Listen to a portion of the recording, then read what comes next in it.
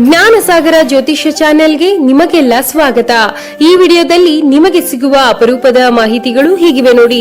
ಕಟಕ ರಾಶಿಯವರಿಗೆ 2026ರಿಂದ 2030ರವರೆಗಿನ ಭವಿಷ್ಯ ಹೇಗಿದೆ, ಯಾವ ಗ್ರಹಗಳ ಬದಲಾವಣೆಗಳಿಂದ ಕಟಕ ರಾಶಿಯವರಿಗೆ ಶುಭ ಹಾಗೂ ಅಶುಭವಾಗಲಿದೆ, ಗ್ರಹಗಳ ಬದಲಾವಣೆಗಳಿಂದ ಕಟಕ ರಾಶಿಯವರ ವೃತ್ತಿ ಜೀವನ, ಹಣಕಾಸು, ಕುಟುಂಬ ಹಾಗೂ ಪ್ರೀತಿಯ ಮೇಲೆ ಹೇಗೆ ಪ್ರಭಾವ ಬೀರುತ್ತೆ, ಅವರು ಮಾಡಬೇಕಾದ ಪರಿಹಾರಗಳೇನು ಎಂಬುದರ ಸಂಪೂರ್ಣ ಮಾಹಿತಿ ನೀಡಿದ್ದೇವೆ. ಯಾವುದೇ ಕಾರಣಕ್ಕೂ ಇವುಗಳಲ್ಲಿ ಒಂದೇ ಒಂದು ಪಾಯಿಂಟ್ ಕೂಡ ಮಿಸ್ ಮಾಡ್ಕೋಬೇಡಿ. ಹಾಗಾದ್ರೆ ತಡ ಯಾಕೆ, ವಿಡಿಯೋ ಸ್ಟಾರ್ಟ್ ಮಾಡೋಣ ಬನ್ನಿ.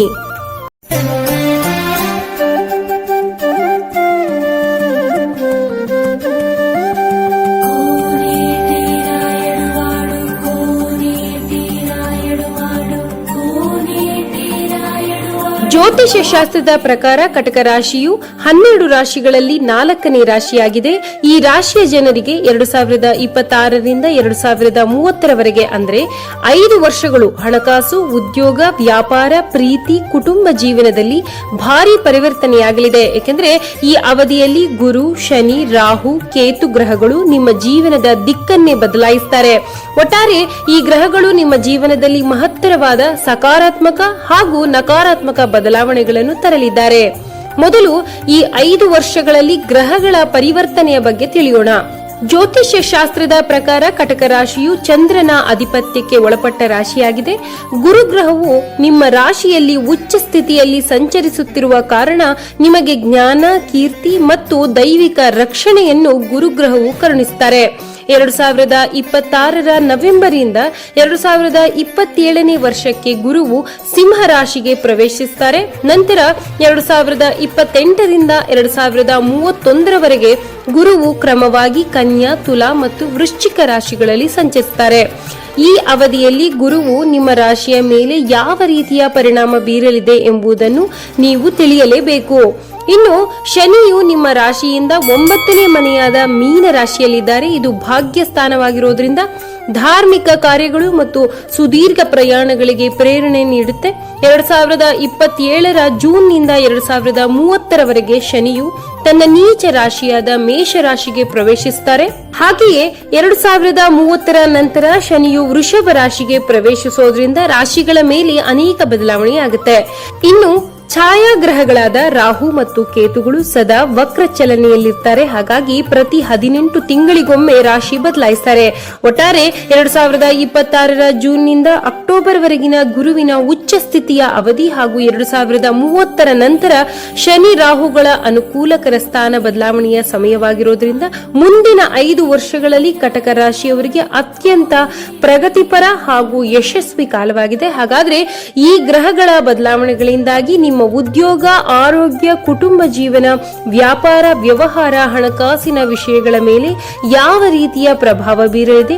ಕಟಕ ರಾಶಿಯವರೇ, ಈ ವಿಡಿಯೋ ಕೊನೆಯಲ್ಲಿ ನಿಮಗೆ ಎದುರಾಗಬಹುದಾದ ಸಮಸ್ಯೆಗಳಿಗೆ ಸರಳ ಪರಿಹಾರ ನೀಡಿದ್ದೇವೆ. ಅದನ್ನು ಯಾವುದೇ ಕಾರಣಕ್ಕೂ ಮಿಸ್ ಮಾಡ್ಕೋಬೇಡಿ.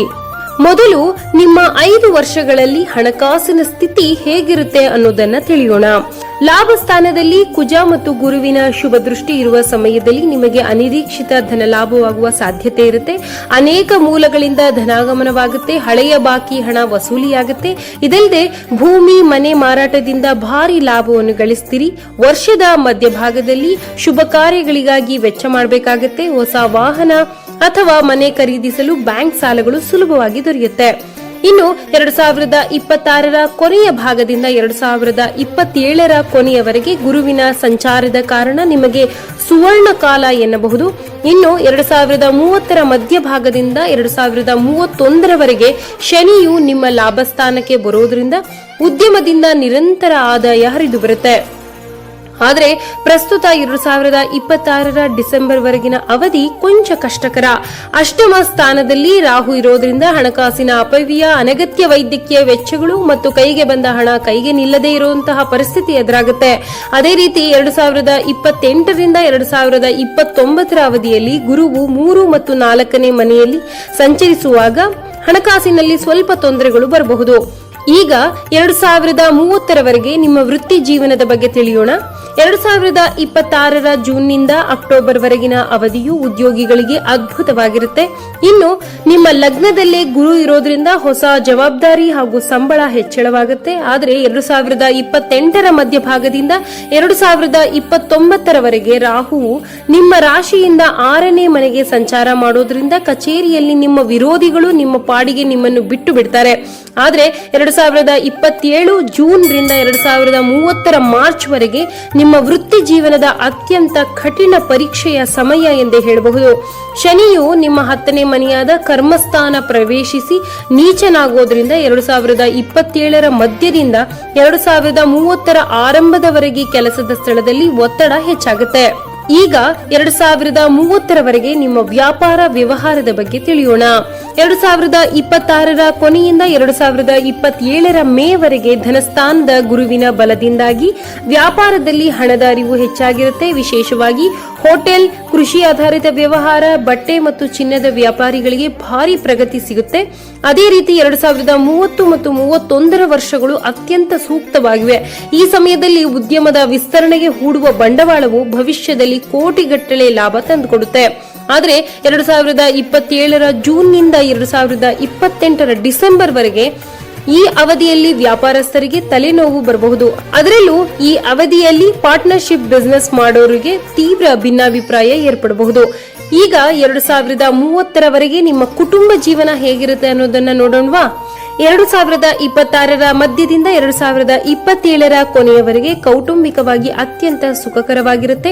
ಈ ಸಮಯದಲ್ಲಿ ತಾಯಿಯ ಆರೋಗ್ಯ ಸುಧಾರಿಸುತ್ತೆ. 2029ರ ಕೊನೆಯ ಭಾಗದಿಂದ 2030ರವರೆಗೆ ಗುರುವು ನಿಮ್ಮ 5ನೇ ಮನೆಯನ್ನು ವೀಕ್ಷಿಸೋದ್ರಿಂದ ಮಕ್ಕಳಿಂದ ಸುಖ ನೆಮ್ಮದಿ ಅನುಭವಿಸ್ತೀರಿ. ಆದರೆ 2026ರ ಡಿಸೆಂಬರ್ ವರೆಗೆ 2ನೇ ಮನೆಯ ಕೇತುವಿನಿಂದಾಗಿ ಕೌಟುಂಬಿಕವಾಗಿ ಸಣ್ಣ ಪುಟ್ಟ ಜಗಳಗಳು, ಮಾತಿನ ಕಿರಿಕಿರಿಗಳು ನಡೆಯಬಹುದು.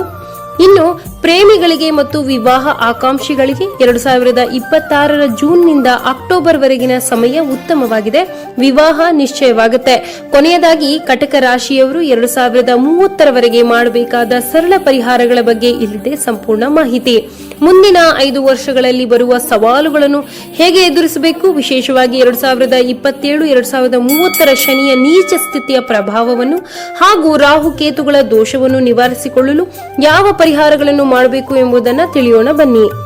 ಪ್ರತಿ ಶನಿವಾರ ಸಂಜೆ ಶನಿ ಮಹಾತ್ಮನ ದೇವಸ್ಥಾನಕ್ಕೆ ಹೋಗಿ ಎಳ್ಳೆಣ್ಣೆ ದೀಪವನ್ನು ಹಚ್ಚಿ ಪ್ರತಿನಿತ್ಯ ಶನಿ ವಜ್ರಪಂಜರ ಸ್ತೋತ್ರ ಅಥವಾ ಓಂ ಶಂ ಶನೇಶ್ವರಾಯ ನಮಃ ಎಂಬ ಮಂತ್ರವನ್ನು 108 ಬಾರಿ ಜಪಿಸಿ. ನಿಮ್ಮ ರಾಶ್ಯಾಧಿಪತಿ ಚಂದ್ರನ ಶಕ್ತಿ ಹೆಚ್ಚಿಸಿಕೊಳ್ಳಲು ಪ್ರತಿನಿತ್ಯ ಕನಿಷ್ಠ 11 ಬಾರಿ ಮಹಾ ಮೃತ್ಯುಂಜಯ ಮಂತ್ರ ಪಠಿಸಿ. ರಾಹು ಕೇತು ದೋಷ ನಿವಾರಣೆಗೆ ದುರ್ಗಾದೇವಿಗೆ ನಿಂಬೆ ಹಣ್ಣಿನ ದೀಪಾರಾಧನೆ ಮಾಡಿ. ಗುರುವಿನ ಕೃಪೆಗೆ ಪಾತ್ರರಾಗಲು ಪ್ರತಿ ಗುರುವಾರ ರಾಘವೇಂದ್ರ ಸ್ವಾಮಿಗಳ ಮಠಕ್ಕೆ ಅಥವಾ ದತ್ತಾತ್ರೇಯ ದೇವಸ್ಥಾನಕ್ಕೆ ಭೇಟಿ ನೀಡಿ. ಈ ಸರಳ ಪರಿಹಾರದಿಂದ ನಿಮ್ಮ ಎಲ್ಲಾ ದೋಷಗಳು, ಗ್ರಹಗಳ ಪ್ರಭಾವಗಳು ಕಡಿಮೆಯಾಗುತ್ತೆ. ನೋಡಿದ್ರಲ್ಲ ಸ್ನೇಹಿತರೆ, ಕಟಕ ರಾಶಿಯವರ 5 ವರ್ಷದ ಭವಿಷ್ಯವನ್ನ. ನಿಮಗೆ ಯಾವ ರಾಶಿಯ 5 ವರ್ಷದ ಭವಿಷ್ಯ ಬೇಕು ಅನ್ನೋದನ್ನ ಕಾಮೆಂಟ್ ಬಾಕ್ಸ್ ನಲ್ಲಿ ನಮಗೆ ತಿಳಿಸಿ. ಮುಂದಿನ ವಿಡಿಯೋದಲ್ಲಿ ಮತ್ತೊಂದು ಆಸಕ್ತಿದಾಯಕ ಮಾಹಿತಿಯ ಜೊತೆ ಮತ್ತೆ ನಿಮ್ಮ ಮುಂದೆ ಬರ್ತೀವಿ. ವಿಡಿಯೋ ನೋಡಿದ್ದಕ್ಕೆ ಧನ್ಯವಾದಗಳು. ದಯವಿಟ್ಟು ಹೆಚ್ಚಿನ ವಿಡಿಯೋಗಳನ್ನು ನೋಡಲು ಸಬ್ಸ್ಕ್ರೈಬ್, ಲೈಕ್, ಕಾಮೆಂಟ್ ಮಾಡಿ. ಮತ್ತು ನಿಮಗೆ ಇಂತಹ ವಿಡಿಯೋ ಇಷ್ಟವಾದರೆ ದಯವಿಟ್ಟು ನಿಮ್ಮ ಫ್ಯಾಮಿಲಿ ಮತ್ತು ಫ್ರೆಂಡ್ಸ್ ಜೊತೆ ಹಂಚಿಕೊಳ್ಳಿ. ಧನ್ಯವಾದಗಳು.